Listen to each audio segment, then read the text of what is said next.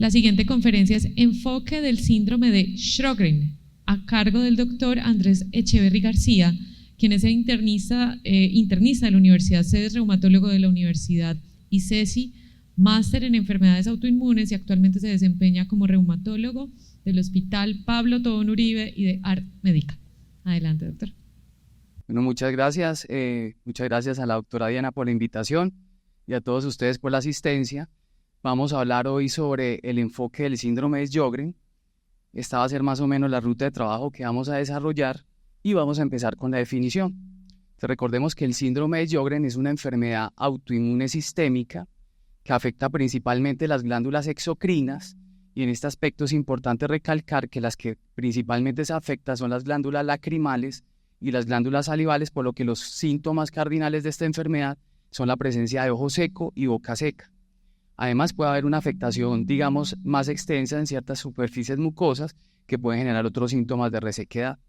Un aspecto muy importante del síndrome de Sjögren es que hasta la mitad de los pacientes pueden tener manifestaciones sistémicas y tener compromiso en otros órganos y sistemas. Esto es lo que llamamos manifestaciones extraglandulares, y vamos a ver que son muy importantes porque van a marcar el pronóstico de estos pacientes. Es por eso que la enfermedad tiene un espectro clínico diverso mucho más allá de los síntomas secos, y hay ciertas clasificaciones que podemos encontrar en la literatura. Uno es el síndrome de Sjögren primario, que es cuando la enfermedad se presenta como única manifestación autoinmune. Podemos hablar de síndrome de Sjögren asociado. Antes se usaba el término secundario, cada vez se intenta como que no se use ese término, sino más asociado, para cuando el síndrome de Sjögren se presenta en compañía de lupus eritematoso sistémico, artritis reumatoide o esclerosis sistémica. Unos aspectos importantes en la enfermedad es que es una enfermedad que afecta principalmente a las mujeres entre la cuarta y sexta década de la vida, con un pico cercano a los 50 años. La relación hombre-mujer es una de las más marcadas que encontramos en las enfermedades reumatológicas. Son más o menos 10 mujeres por cada hombre que presenta la enfermedad, y la incidencia puede variar mucho dependiendo de las cohortes en que se estudie. Más o menos la prevalencia a nivel mundial puede estar cercana al 0.72%. En Colombia hay un estudio que intentó hacer un acercamiento en el cual se estableció una prevalencia cercana al 0.12% y una relación mujer-hombre aproximadamente de 5:1, pero teniendo en cuenta que posiblemente tenemos un infradiagnóstico importante. Para poder entender las manifestaciones clínicas del síndrome de Sjögren es muy importante entender la fisiopatología, y hay unos pilares que son fundamentales para poder, digamos, analizar y entender todas las manifestaciones y el espectro clínico de la enfermedad. Hay unos factores genéticos que influyen en el desarrollo de la enfermedad, tanto genes como HLA como no HLA, de la superfamilia del TNF, que pueden influir o de generar una predisposición para el desarrollo del proceso. Se habla de factores hormonales, una enfermedad que es mucho más frecuente en mujeres, entonces es posible también que haya una influencia importante en el mecanismo que se genera la enfermedad. Hay ciertos procesos infecciosos, no como inductores directos, pero digamos que hay ciertos virus que son cialotropos y linfotropos, y estos virus pueden generar una estimulación permanente de la célula epitelial, del epitelio glandular, generando un fenómeno inflamatorio que activa la vía del interferón gamma, que puede ser un rol importante en la fisiopatogénesis del proceso. El síndrome de Sjögren tiene mecanismos tanto de inmunidad celular como humoral que están involucrados en el proceso de la enfermedad, y esa sobreestimulación sobre los linfocitos B hace que esta sea la enfermedad reumatológica en la cual hay un mayor riesgo de desarrollo de linfoproliferación. Entonces, como vemos, hay aspectos importantes a tener en cuenta. Esta gráfica la hice como para hacer un resumen de toda la parte fisiopatológica de un fenómeno que es crucial en el desarrollo de la enfermedad, que se llama la epitelitis autoinmune. Y es que hay factores genéticos, factores hormonales y posibles virus inductores como VIH, hepatitis C, virus HTLV1, que pueden ser cialotropos. Estos virus lo que van a hacer es una inflamación en la célula epitelial. Esta célula inflamada lo que va a generar es un aumento de la concentración de citoquinas y quemoquinas, que va generando todo este proceso inflamatorio alrededor de la glándula. Esto con el tiempo va a generar daño y es lo que va, digamos, causar la sintomatología, como es el ojo seco y la boca seca. Esta inflamación de la célula epitelial que genera toda esta concentración de TNF, interleuquina 1, interleuquina 6 e interferón gamma, también hace que se genere un aumento en la expresión de las moléculas del complejo mayor de histocompatibilidad que pueden servir como presentación para los procesos de coestimulación del linfocito T. Adicionalmente, el daño de la célula epitelial va a generar la exposición de muchos autoantígenos como son el ROI, el LA y la alfafodrina, que pueden ser reconocidos por las células dendríticas y posteriormente presentados al linfocito T. Entonces va a haber un primer paso que es fundamental, que es la activación de ese linfocito T. Aquí viene un rol muy importante para entender las manifestaciones clínicas del Sjögren. Este linfocito T, por este proceso de coestimulación, va a activar las células B. Esa activación va a generar una expansión clonal. Esto va a hacer que pueda haber un proceso infiltrativo de linfocitos B a nivel de los tejidos y los órganos y nos explica manifestaciones como la nefritis intersticial, la bronquiolitis obliterativa, la colangitis biliar primaria que comparte este mismo sustrato fisiopatológico, y va a haber también otro fenómeno que es la hiperreactividad de la célula B. Entonces va a haber un aumento en la producción de anticuerpos anti-Rho, anti-LA, factor reumatoide, puede haber producción de crioglobulinas y explica otro espectro clínico de la enfermedad que es el desarrollo de fenómenos también vasculíticos que puede explicar pacientes que hacen púrpura, vasculitis leucocitoclástica, que pueden hacer polineuropatía y un amplio, número de manifestaciones clínicas. Esa sobreestimulación del linfocito B puede hacer que se formen estructuras similares a centros germinales a nivel del tejido glandular. Inclusive, si uno lo ve, un patólogo lo ve al microscopio, a veces es indistinguible con un nódulo linfático, y estas clonas autorreactivas pueden generar mutaciones y escapar a los chequeos de control, y aquí es donde viene el incremento del riesgo de linfoma. Entonces, esto es muy importante que lo entendamos para que podamos ya entrar a analizar las manifestaciones clínicas. Entonces, hay unas manifestaciones que nosotros llamamos síntomas generales, que es muy frecuentes en los pacientes con Sjögren, y uno es el cansancio y la fatiga. Estos pacientes se quedan constantemente de cansancio y fatiga.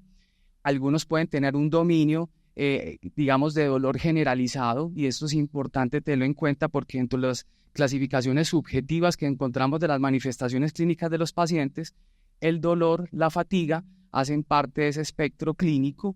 Yo por eso siempre les dejo un mensaje, y es, a veces sobrediagnosticamos muchas fibromialgias, pero en pacientes, que cumplan ciertos criterios clínicos o a la anamnesis nos hagan sospechar, siempre debemos estudiarlas y encontrar un trasfondo inflamatorio de base. Y hay cierto grupo de pacientes con Sjögren que pueden debutar con un cuadro de fiebre y adenopatías, que es escaso, pero que realmente también es un reto diagnóstico porque siempre hay que considerar procesos infecciosos y neoplásicos en el enfoque inicial de estos pacientes. Ya entrando en el dominio, característico que nos establece, la sospecha inicial de esta enfermedad son los síntomas secos. Tanto la boca seca como el ojo seco se puede encontrar en el 90% de los pacientes. Una de las preguntas más importantes siempre es preguntar al paciente si hay limitación para comer alimentos secos si no tiene líquido. Entonces, siempre lo tenemos que tener presente, y estos pacientes con el tiempo, por esa boca seca, va generando fenómenos como halitosis, gingivitis, caries y candidiasis. A nivel ocular, pues tenemos el ojo seco. El ojo seco, los pacientes casi siempre van a quejarse de la sensación de cuerpo extraño, ardor, fotofobia, fatigabilidad. A veces puede llegar a un extremo tan amplio en que los pacientes al llorar no producen lágrimas. Recordemos que una lágrima tiene 3 capas. Hay una capa mucosa, que es la que se encarga en el momento del contacto con la superficie ocular que esa lágrima se distribuya por todo el ojo y no hidrate solamente en un punto. Está la capa acuosa, que es la que realmente hidrata, y esta es muy importante porque cuando hay síndrome de Sjögren, esta es la que más se ve afectada, además de medicamentos y pacientes que tienen antecedentes de cirugía y tienen alteración del bloqueo de reflejo. Por eso esto está dentro de los diagnósticos diferenciales. Y la capa lipídica, que tiene una función muy importante en evitar que la lágrima se evapore y que tenga un tiempo, importante de proceso de hidratación en el ojo y sea una lágrima efectiva. Esto es importante también en el hecho de que estos síntomas hay que intentar objetivizarlos. La idea es que todo paciente que tengamos sospecha de ojo seco sea evaluado por oftalmología, poder hacer un test que es muy sencillo, que es el test de Schirmer, que es colocar un papel filtro en el borde inferior del ojo, ver el grado de humedad que se genera y la extensión en 5 minutos, y si es menor de 5 milímetros podemos hablar de la presencia de un ojo seco. Entonces la idea es siempre poder objetivizar estos síntomas de resequedad. Adicional a la boca seca y el ojo seco, que son las manifestaciones cardinales, hay otros síntomas como la sequedad nasal, la serotraquia, que genera mucha tos en los pacientes y es muy importante tenerla en cuenta cuando se quejen de tos. La serodermia se puede manifestar como prurito y al examen físico podemos ver una piel que es seca, descamativa, y la sequedad vaginal, que se puede manifestar como dispareunia. Entonces, cuando vamos a hacer la evaluación de estos síntomas secos, siempre tenemos que tener en cuenta, uno, la edad. Son mujeres usualmente en etapa perimenopáusica, los cambios hormonales ya empiezan también a generar síntomas de resequedad. Los medicamentos son fundamentales y todos estos pacientes tenemos que tener una lista de chequeo de medicamentos que pudieran inducir síntomas de resequedad. Entonces vean que hay medicamentos de uso común muy frecuentes, antihistamínicos, antidepresivos como inhibidores de recaptación de serotonina, beta bloqueadores, grupos de antihipertensivos, los antiespasmódicos como la butilbromuro de iosina. Todos esos medicamentos pueden causar resequedad. Entonces ya después de que descartemos esto, tener en cuenta la deshidratación. Hay pacientes que no se hidratan y mantienen con la boca seca, la diabetes mellitus y las infecciones crónicas por virus de hepatitis C, VIH, HTLV1, que es un virus cialotropos, también pueden inducir síntomas secos. Algunos pacientes con linfomas, también cuando hay infiltración de las glándulas, pueden generar también síntomas de resequedad. La parotidomegalia también puede presentarse en los pacientes con Sjögren, usualmente es bilateral y episódica, se presenta más o menos en el 10 a 20% de los pacientes. En la parotidomegalia también tenemos que hacer diagnóstico diferencial con otras condiciones reumatológicas como la sarcoidosis y la enfermedad por IgE4, tener en cuenta siempre infecciones y linfoproliferación, y pacientes con desnutrición, anorexia, bulimia, cuando hay personas que se inducen el vómito, esos jugos gástricos en la boca pueden generar inflamación de las glándulas salivales con el tiempo, el consumo de alcohol y la presencia de cialolitos que pueden generar obstrucción canalicular en las glándulas también pueden generar aumento de las parótidas. Ya saliendo del dominio de síntomas secos y síntomas generales, vamos a empezar a ver las manifestaciones sistémicas de la enfermedad. Entonces, el dominio articular se puede presentar y los síntomas articulares en la mitad de los pacientes. Se quejan principalmente de artralgia. La artritis realmente tiene un porcentaje mucho más pequeño, es un 10%, y es una artritis que es muy similar a la de la artritis reumatoide. Tiene una distribución en interfalángicas proximales, metacarpofalángicas, pero tiene una característica, es que no es tan inflamatoria, raramente es erosiva y rara vez también causa deformidades. Siempre las recomendaciones, si yo tengo un paciente con compromiso articular por Sjögren, pero tengo adicionalmente mucha inflamación, un componente muy marcado en este dominio, siempre descartar la presencia de una artritis reumatoide, teniendo en cuenta además que los pacientes con Sjögren pueden tener positividad del factor reumatoide hasta en el 40% de los casos. A nivel muscular, las mialgias son frecuentes, es un síntoma también y es por eso que el diagnóstico de fibromialgia en muchas ocasiones puede acompañar a estos pacientes. La miositis también se puede presentar y tener en cuenta que el Sjögren también puede estar en asociación con ciertas miopatías inflamatorias. Se ha descrito que en pacientes mayores las miositis por cuerpos de inclusión que se asocian a la presencia de atrofia distal y atrofia de los cuádriceps son importantes pues, en el diagnóstico diferencial y como asociación de la enfermedad. En el dominio pulmonar, digamos que vemos que el espectro clínico es bastante amplio. Siempre tener en cuenta paciente con Sjögren que tenga tos seca. Claro, ya sabemos, dijimos que la traqueitis, la serotraquia puede causar tos, pero también los compromisos posteriormente el parénquima puede generar tos seca y eso es importante que lo tengamos presente. Adicionalmente, la disnea hace parte también en estos pacientes, principalmente cuando tenemos procesos de enfermedad pulmonar intersticial. Entonces, hablando de la enfermedad pulmonar intersticial, que es una que empobrece el pronóstico de esta condición, la neumonía intersticial no específica es la condición más frecuente. Estos pacientes van a presentar a nivel de las tomografías zonas parcheadas que nosotros describimos como vidrio esmerilado que representan la inflamación del tejido pulmonar, pueden presentar bronquiectasias. Es importante determinar la presencia de esta condición de forma temprana porque con la inmunosupresión podemos impactar en el pronóstico de estos pacientes. La segunda más frecuente es la neumonía intersticial usual, que esta sí se caracteriza más por la presencia de procesos fibróticos, que es lo que nosotros llamamos panal de abejas o paralización, como vemos aquí en la imagen. Esta condición sí tiene un pronóstico, digamos, mucho más ominoso, dado que la respuesta a la inmunosupresión es mucho menor. La tercera condición, que no es tan frecuente, pero es la más característica del síndrome de Sjögren, es la presencia de la neumonía intersticial linfocítica. Esta es la imagen de uno de mis pacientes, donde vemos múltiples lesiones quísticas a nivel del parénquima, algunas pueden tener ciertos halos de vidrio esmerilado. Es una condición que es demasiado característica, muchas veces puede ser la manifestación inicial de estos pacientes, y cuando vemos este patrón característico, pues estamos casi que obligados a hacer los estudios adicionales para descartar la presencia de un síndrome de Sjögren. Entonces, ¿por qué es importante este dominio pulmonar? Es porque se asocia a mayor mortalidad, con unos ORs realmente muy altos. Adicionalmente, 10% de los pacientes pueden debutar con compromiso pulmonar aún en ausencia de síntomas secos, y el 20% de los pacientes con Sjögren pueden desarrollar compromiso pulmonar desde el momento del diagnóstico de la enfermedad durante los primeros 5 años. Entonces, es una condición que tenemos que vigilar, la tenemos que pensar, y es clave en el examen físico, la auscultación de estos pacientes, que nos hagan sospechar este tipo de compromiso. Ya entrando a nivel de sistema nervioso, a nivel de sistema nervioso central pueden haber cuadros similares o cuadros de meningitis aséptica, mielitis transversa, neuritis óptica y procesos muy similares a la esclerosis múltiple.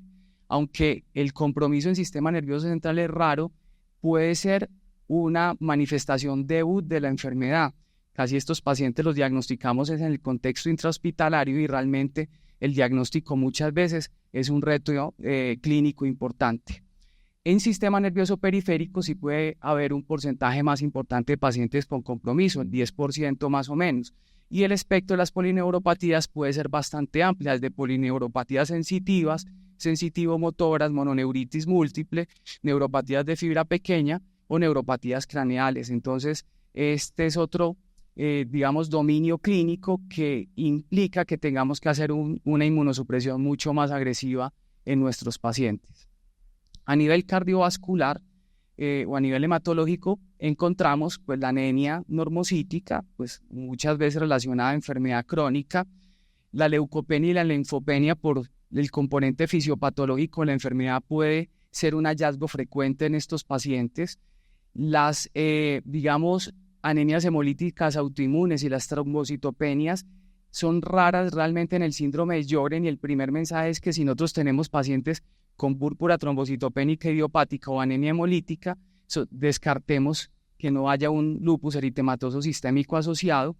Estos pacientes, por ese mecanismo de hiperreactividad de la célula B y la producción de múltiples anticuerpos, pues tienen una tendencia a ser hipergamaglobulinemias poli y monoclonales, que vamos a ver son importantes en factores pronóstico o estimar el riesgo para el desarrollo de linfomas, y la presencia de crioglobulinemia. Recordemos, las crioglobulinas son un grupo de globulinas que se precipitan a temperaturas menores de 37 grados y que pueden generar síntomas como polineuropatía, lesiones vasculíticas y artritis. A nivel renal son manifestaciones raras, más o menos el 5% de los casos. La principal manifestación es la nefritis tubulointersticial, es la más frecuente, y el espectro, clínico de presentación es muy amplio, desde una simple elevación de creatinina hasta el desarrollo de un síndrome de Fanconi. La acidosis tubular renal puede ser la manifestación temprana de la enfermedad, y estos pacientes se van a caracterizar por la presencia de acidosis metabólica, hipocalemias, y en algunos casos llegar inclusive a presentar parálisis relacionadas a la hipocalemia. Y las globulonefritis no son tan frecuentes, pero dentro del espectro están descritas las membranosas. A nivel gastrointestinal, pues puede haber gastritis crónica atrófica por infiltrado linfocítico. Recordemos, páncreas como glándula exocrina puede estar comprometida, no es frecuente, pero puede en el tiempo desarrollarse una insuficiencia pancreática exocrina. Y recordemos el sustrato fisiopatológico que hablamos del fenómeno de epitelitis autoinmune, encontramos mucha asociación con colangitis biliar primaria, hepatitis autoinmune y en los pacientes con Sjögren. A nivel cardiovascular, el fenómeno de Raynaud se puede presentar hasta en el 15% de los pacientes. La pericarditis es rara. Recordemos que las mujeres embarazadas que tienen Sjögren y tienen la presencia del anticuerpo anti-Rho, este puede cruzar la barrera placentaria y generar bloqueo cardíaco fetal. Entonces, todas las pacientes con Sjögren que tienen Rho positivo, hay que considerar esta posibilidad, es por eso que son consideradas embarazos de alto riesgo. A nivel de piel, podemos dividirlo en dos grupos grandes. Uno que serían las lesiones no vasculíticas y las lesiones vasculíticas. Las lesiones no vasculíticas, digamos que no hay unas lesiones, digamos, insignia del síndrome de Sjögren, pero el eritema anular se puede presentar en el 10% de los pacientes y se asocia en el 90% de los casos a la presencia de anti-Rho. Otras manifestaciones, pues que no son clásicas, pero se puede presentar la alopecia del vitiligo y las lesiones ya vasculíticas que pueden ser de pequeño vaso. Podemos encontrar púrpura palpable con lesiones de vasculitis leucocitoclástica, aparición de úlceras y en pacientes que tengan principalmente crioglobulinemia. Entonces decíamos dentro de la fisiopatología que el síndrome de Sjögren tiene un riesgo incrementado en el desarrollo de linfoma. Se habla que hasta 15 veces más que en la población general. Los linfomas más frecuentes son los tipo MALT y los difusos de células grandes, y pueden haber ciertos predictores que nos pueden ayudar a sospechar cuál grupo de pacientes con Sjögren podría desarrollarlo. Entonces hay unos predictores que nosotros llamamos clínicos, que son los pacientes que hacen parotidomegalia, que tienen mucha actividad sistémica de la enfermedad, que hagan linfadenopatías, púrpura y ciertos marcadores inmunológicos como el consumo de complemento, la elevación de la beta-2 microglobulina, la negativización del factor reumatoide, la presencia de crioglobulinemia y la presencia de gamapatía monoclonal, que inicialmente puede ser de significado incierto, pero con el tiempo puede generar ese riesgo de desarrollo del linfoma. En el enfoque diagnóstico del Sjögren, pues hay unos criterios que son los criterios ACR regular del 2016, pero quería hacer como un enfoque diferente, que es lo que nosotros hacemos en la práctica clínica.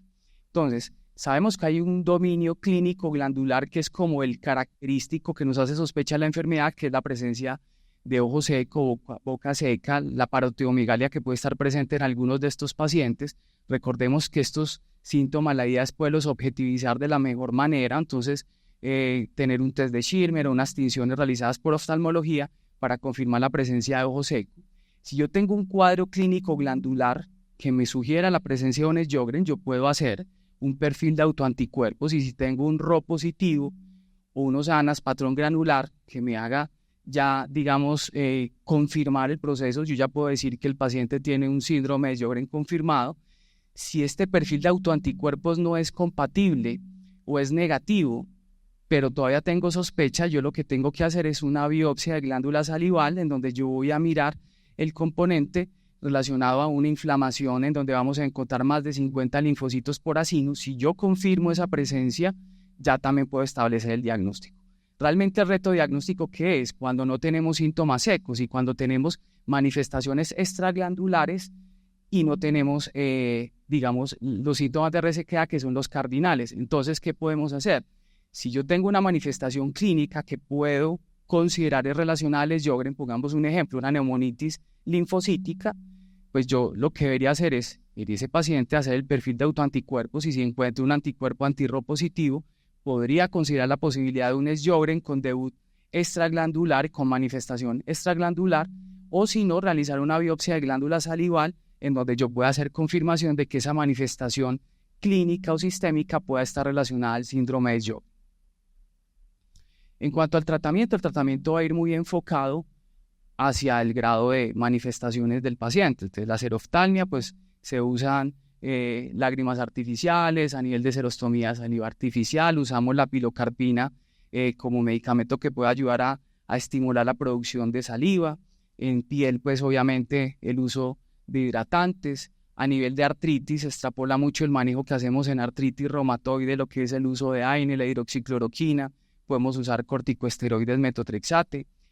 A nivel sistémico, usualmente cuando ya tenemos manifestaciones sistémicas pulmonares, sistema nervioso central periférico, o fenómenos de glomerulonefritis, pues ya hay que hacer procesos de inmunosupresión mucho más agresivos, en el cual tenemos que usar corticosteroides, inmunosupresores como azatioprina, ciclofosfamida y en algunos casos el uso de rituximab.